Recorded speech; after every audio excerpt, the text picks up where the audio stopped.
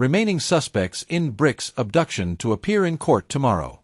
4 remaining suspects in the high-profile abduction case of Joshua David, also known as BRICS, are scheduled to appear in court tomorrow, according to the Guyana police force. The suspects have been identified as 34-year-old Wayne Barker, known as Ani, 26-year-old Aaron Aline, known as Katz, 21-year-old Davontai Mars, known as Sharkey, and 32-year-old Damian Barlow, known as Dangles. Police obtained a court extension to detain the suspects for more than 72 hours while investigators gathered further evidence. While specific details regarding the case have not been disclosed, law enforcement officials believe they may now have sufficient evidence to formally charge the suspects. The abduction of Joshua David led to the issuance of wanted bulletins for 6 individuals. All 6 suspects eventually surrendered to the authorities, with 2 already charged and remanded in connection with the case. Despite these arrests, police efforts to locate Joshua David have so far been unsuccessful. The investigation is ongoing, and the police are urging anyone with additional information about David's whereabouts to come forward. President Ali announces $10,000 healthcare voucher for every child in 2025. President Dr. Mohammed Irfan Ali has announced the introduction of a $10,000 universal healthcare voucher for every child across Guyana, set to begin in 2025. The initiative is aimed at financing essential medical tests to detect and prevent non-communicable diseases, NCDs, at an early stage, marking a significant step in improving the nation's healthcare system. Speaking at the 12th Parliament of Guyana, held at the Arthur Chung Conference Center, President Ali emphasized the importance of preventative healthcare. While the country already offers universal healthcare, this new initiative will fund a basic menu of tests to establish critical health data needed for preventative measures against NCDs. With this universal health voucher, we will continue building a healthy, strong, and resilient population, President Ali stated during his address. The initiative is expected to benefit up to 500,000 individuals, with an estimated cost of $5 billion. This healthcare measure builds on the government's commitment to improving the health and well-being of all Guyanese, particularly the younger population. Government to explore construction of International Airport in Lethem, plans for new terminal at CJIA. The government of Guyana is exploring the development of an international airport in Lethem, the capital of Region 9, which shares a border with Brazil. This significant announcement was made by President Dr. Mohammed Irfan Ali during his address to the 12th Parliament of Guyana, held at the Arthur Chung Conference Center on Thursday. The president highlighted the importance of the growing tourism sector in Guyana, which has been rapidly expanding due to targeted investments. To accommodate the increase in visitors, the government is also pursuing the construction of a second terminal at the Chetty Jugan International Airport, CJIA. Earlier this year, CJIA signed a non-binding Memorandum of Understanding, MOU, with Grupo Punta Cana, a prominent airport developer and operator from the Dominican Republic. The MOU outlines plans for a potential second terminal at CJIA to manage the growing air traffic and enhance the country's international connectivity. Both initiatives, expanding air travel capacity with a second terminal at CJIA and exploring the establishment of an international airport in Lethem, are expected to strengthen Guyana's position as a hub for regional and international tourism and trade. Guyanese households to receive $200,000 cash grant in 2024, non-nationals excluded. In a major announcement, President Dr. Irfan Ali revealed that every legitimate household in Guyana will receive a one-off cash grant of $200,000 this year, as part of the government's ongoing efforts to support citizens. The grant distribution will commence immediately, with systems being implemented to ensure a fair and transparent process. During a follow-up briefing, Vice President Barrett Jagdeo addressed key concerns surrounding eligibility and the criteria for determining what qualifies as a household. Citing challenges from previous distributions, Jagdeo explained that the government will rely primarily on data from utility companies like Guyana Power and Light, GPL, and Guyana Water Inc., GWI, to identify eligible households. Approximately 200,000 households in areas served by the GPL grid will qualify, though regions not connected to the national grid and riverine communities will undergo alternative verification processes. In rural and urban areas where multiple families may share a single property, additional claims may be processed after the primary household has been paid. The Vice President emphasized that the government will apply rigorous scrutiny to prevent abuse of the system, with the Auditor General's office involved to ensure accountability. Non-nationals will not be eligible for the grant, mirroring the guidelines from the COVID-19 household grant distribution. Special measures will also be taken in indigenous communities, where Tashayos, the traditional local leaders, will assist in the verification process. The government aims to ensure that the grant reaches every legitimate household in Guyana, while avoiding misuse and double claims. Decomposing body found in canal at Eccles, East Bank Demerara.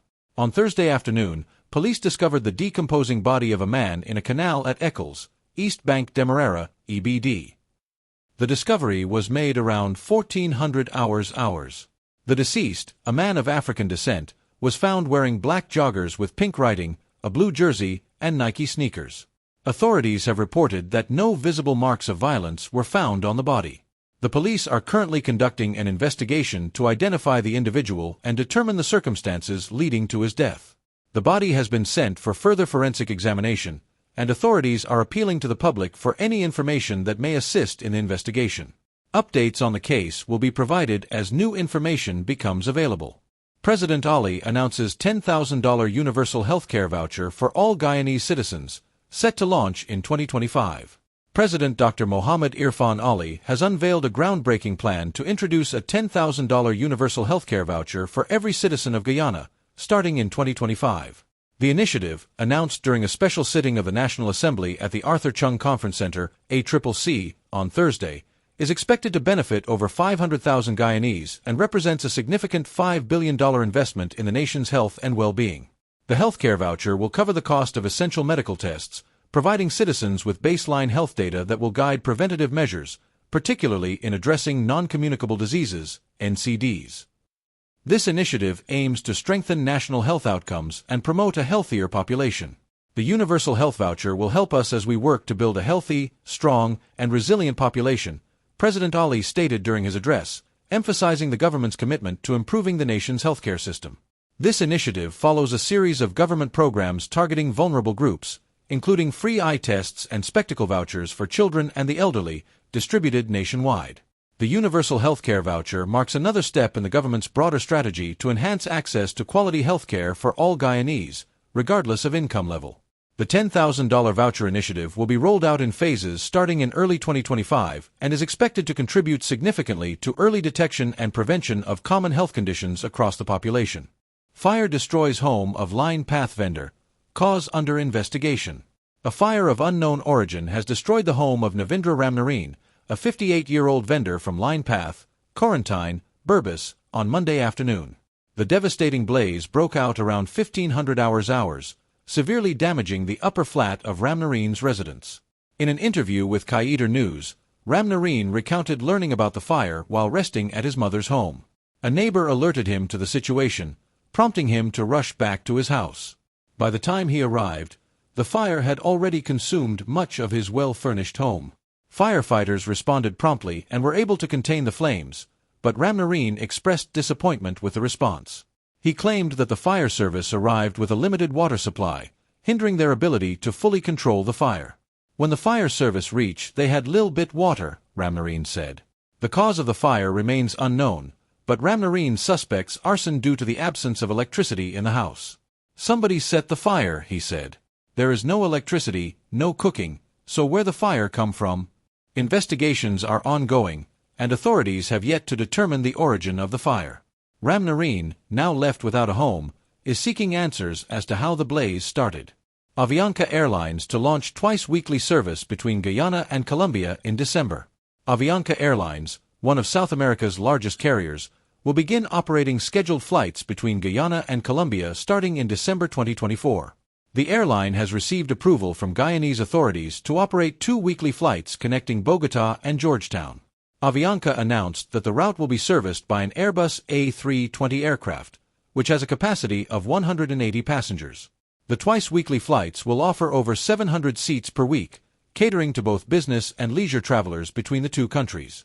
In a statement, Avianca emphasized its flexible commercial offer, allowing passengers to personalize their travel experience by paying only for the services they choose. This approach aligns with the airline's focus on customer satisfaction and tailored experiences.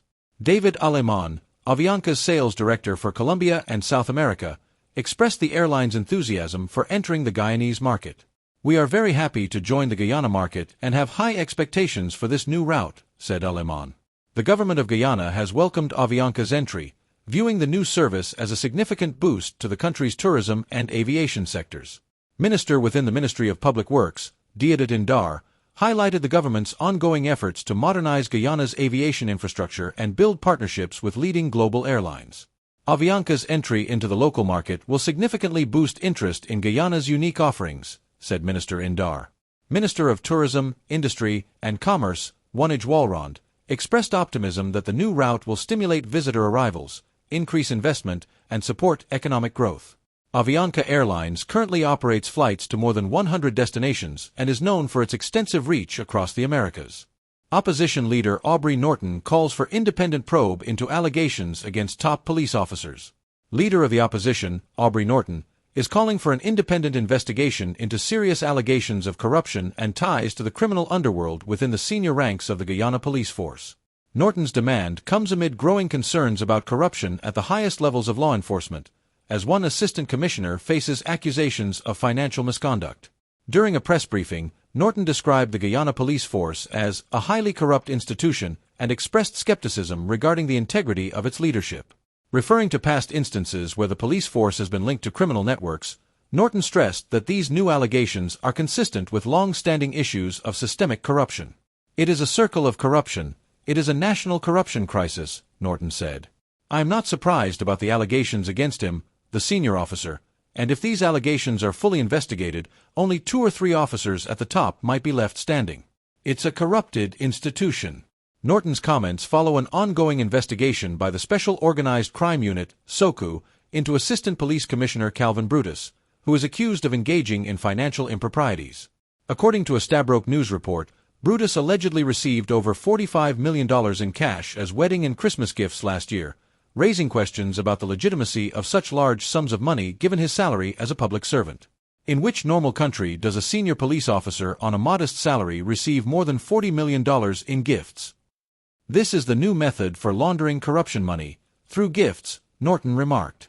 He further suggested that the senior officer's knowledge of corrupt practices within the force's leadership may be the reason he has not yet been removed. Assistant Commissioner Brutus has been on leave since July to facilitate the investigation, but the opposition leader remains unconvinced that the probe will lead to meaningful accountability without an independent body overseeing the process. Norton also criticized the government, holding it responsible for what he described as a national corruption crisis. He blamed the current administration for fostering conditions that have led to high crime rates, including recent incidents like kidnappings. The opposition leader further indicated his refusal to support the government's attempt to substantively appoint acting Police Commissioner Clifton Hicken to the permanent post. Hicken, who has been acting as police commissioner for 3 years despite passing the retirement age, is the subject of ongoing discussions between the government and the opposition.